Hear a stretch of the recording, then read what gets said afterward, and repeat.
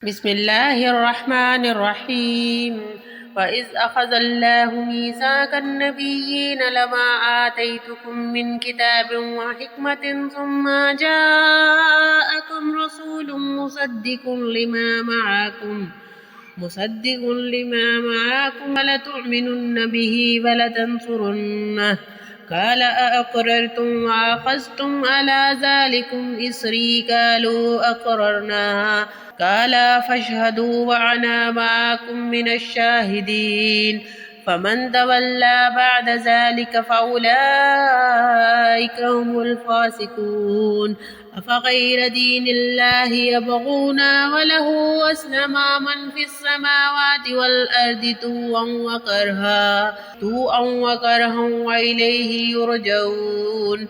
قل آمنا بالله وما أنزل علينا وما أنزل على إبراهيم وإسماعيل وإسحاق ويعقوب والأسباط وما أوتي موسى وعيسى والنبيون من ربهم لا نفرق بين أحد منهم ونحن له مسلمون. ومن يبتغي غير الإسلام دينا فلن يقبل منه وهو في الآخرة من الخاسرين.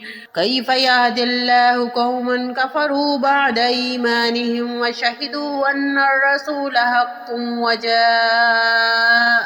البينات والله لا يهدي القوم الظالمين. أولئك جزاؤهم أن عليهم لعنة الله والملائكة والناس أجمعين خالدين فيها لا يخفف عنهم العذاب ولا هم ينظرون إلا الذين تابوا من بعد ذلك وأصلحوا فإن الله غفور رحيم. إن الذين كفروا بعد إيمانهم ثم ازدادوا كفرا لن تقبل توباتهم وأولئك هم الضالون.